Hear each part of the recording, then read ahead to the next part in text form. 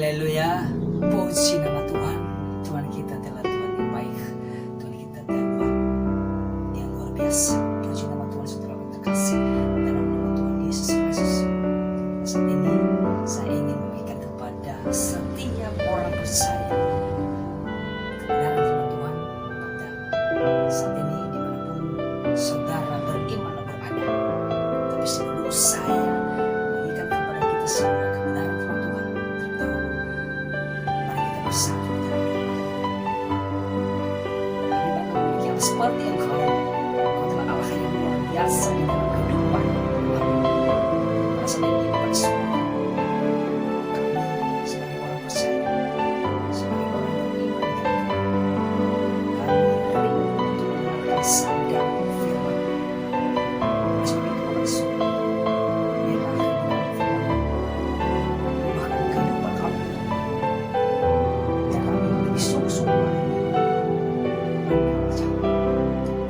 Sebagai pendengar saja tapi kami sebagai pelaku kebenaran Tuhan.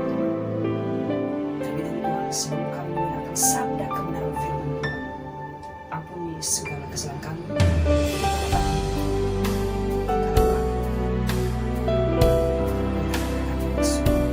Kami sambut kebenaran Tuhan dalam Yesus Kristus. Haleluya. Amin. Haleluya. Puji nama Tuhan. Tuhan kita adalah Tuhan kita adalah biasa. Tuhan kita adalah kasih dalam nama Tuhan Yesus Kristus. Kita akan mendengarkan bukan hanya sebagai pendengar saja, berbanyak orang mendengarkan firman Tuhan serta melakukannya di dalam kehidupan manusia. Haleluya. Kasih.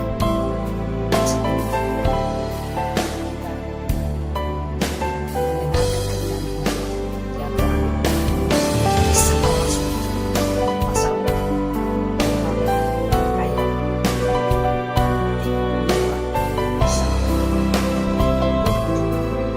Saya bacakan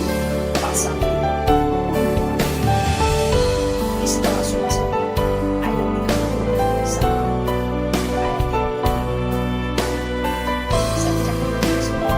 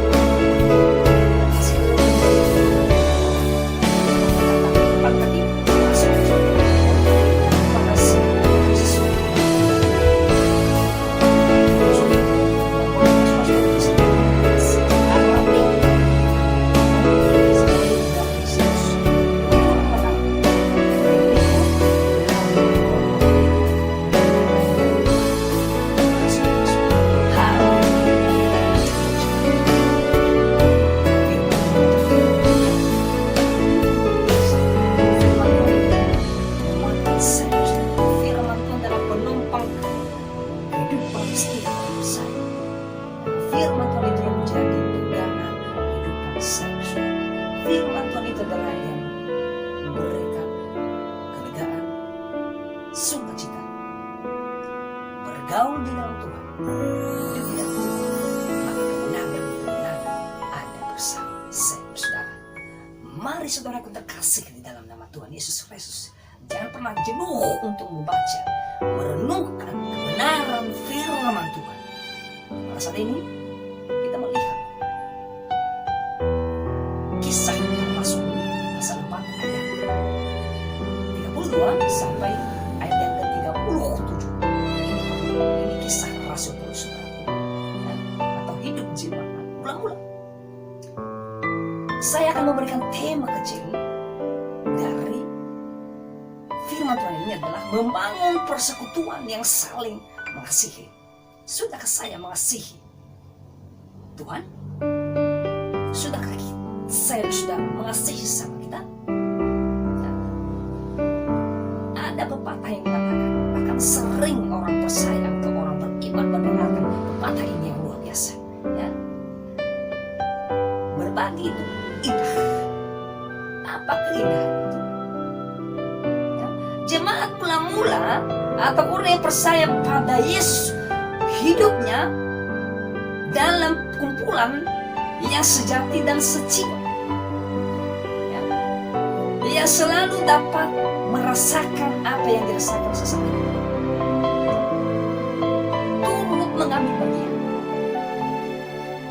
Suka, senang, gembira. Dia merasakan. Saudara, keluarga kita, teman kita, sahabat kita. Mereka dalam kesulitan, kita juga harus merasakan kesulitan mereka. Saya tidak percaya sebagai orang beriman. Oleh sebab itu, saudara terkasih di dalam nama Tuhan Yesus Kristus, itu jika ada saudaranya berkekurangan, ya, maka yang lebih memiliki akan berbagi apa yang ada padanya, ya, agar saudara-saudaranya tidak lagi kekurangan. Keluarga kita, saudara kita, teman kita ada kekurangan dari segi materi, ada kekurangan dari segi keuangan, ada kekurangan dari segi makanan. Kita satu di dalam Tuhan. Kasihilah sesama manusia sama seperti dirimu sendiri. Kita harus saling berbagi. Di luar sana masih banyak orang yang membutuhkan pertolongan saya. Di luar sana masih banyak orang yang membutuhkan materi, keuangan, dan masih banyak hal lain. Jemaat mula-mula pada saat itu mereka saling berbagi, tidak memandang suku apa saja, tidak memandang agama apa saja, saling berbagi karena kita hidup Kristus. Haleluya, saudara terkasih. Namun kalau kita merasa apa yang kita adalah pemberian Tuhan bagi saya dan saudara, maka kita pun tidak akan sulit untuk memberikan kepada orang lain yang berkat. Tuhan memberikan, Tuhan menyediakan kepada saya, maka kita tidak perlu suka-suka. Yang kedua, semakin banyak memberi, berkat itu sedikit kita memberi.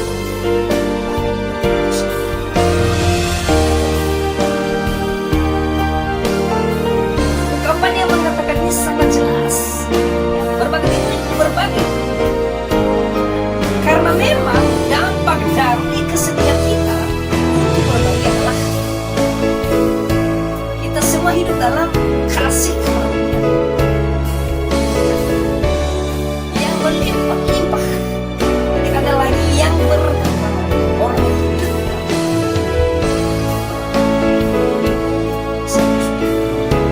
sisa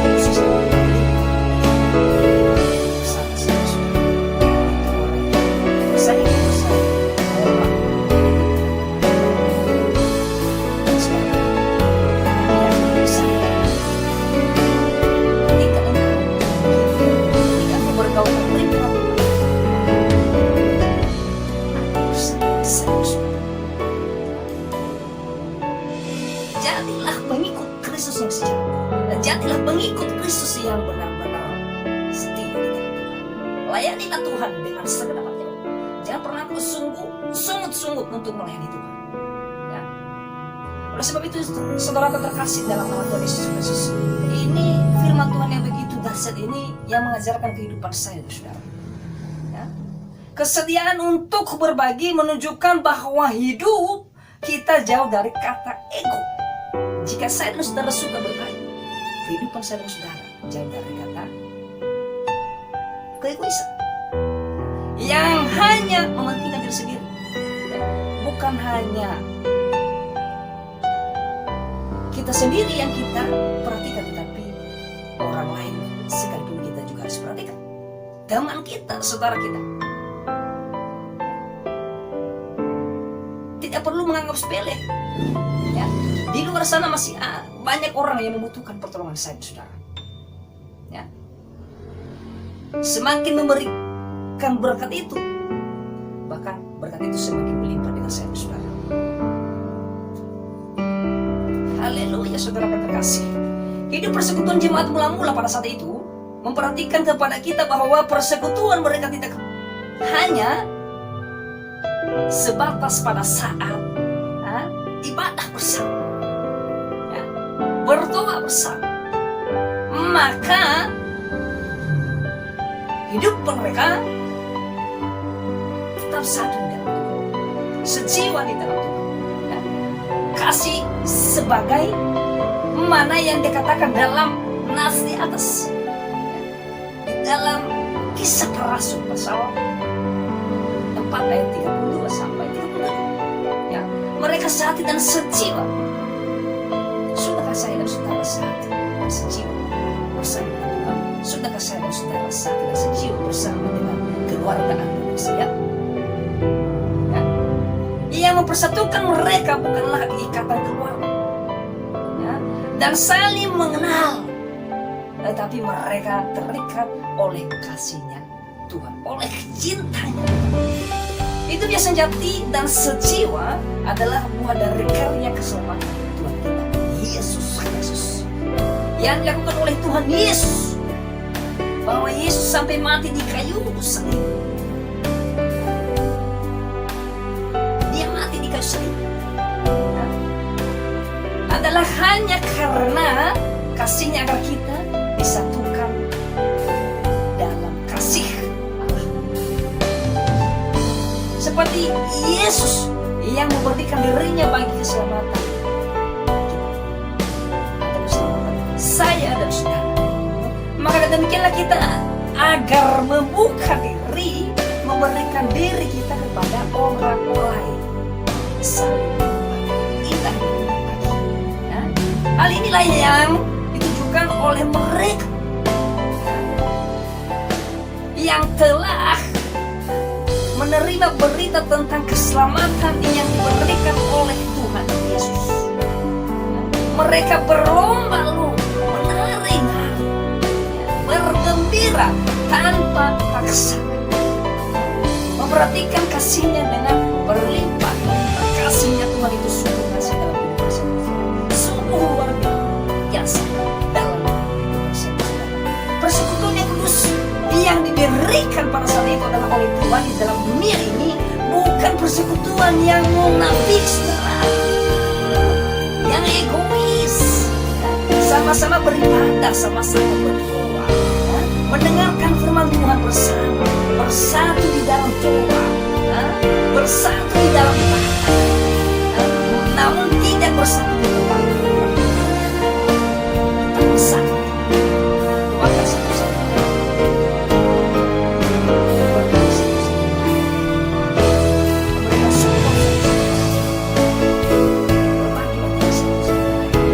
seperti yang diberkatkan oleh jemaat mula-mula, bahwa mereka yang sehati dan sejiwa memberikan apa yang ada padanya menjadi milik bersama.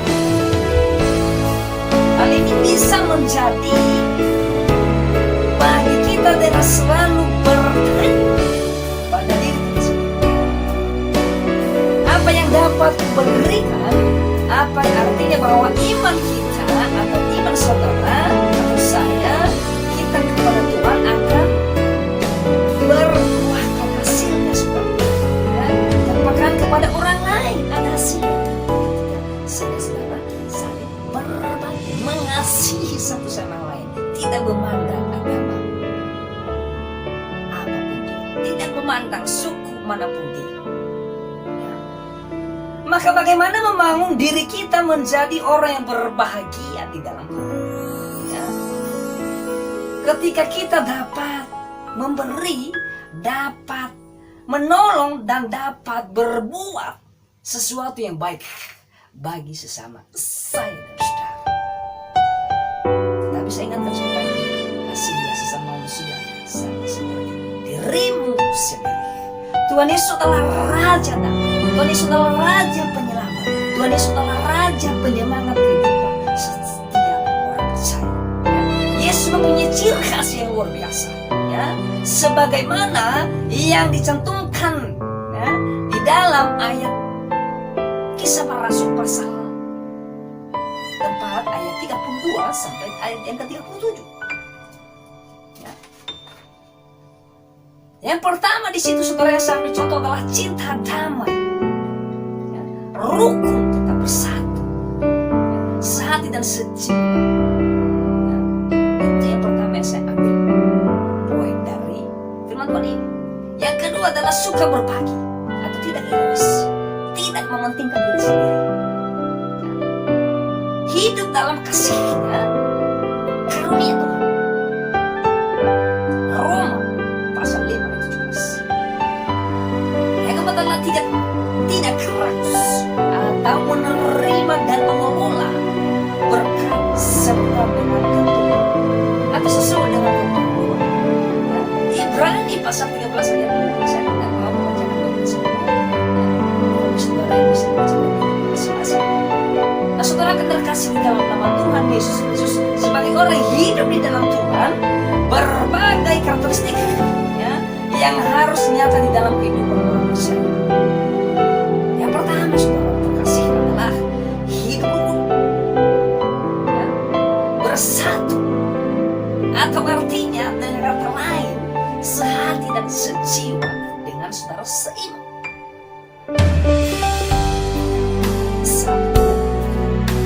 Yang kedua yang saya ambil adalah tidak egois.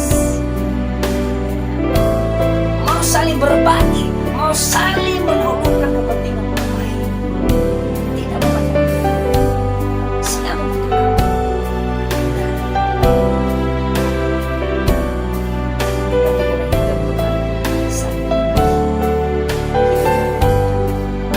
Yang ketiga saya ambil sini adalah tidak keras atau bijaksana dalam mengelola berkat. Harus bijaksana, harus pandai, harus pintar. Berkat Tuhan ada.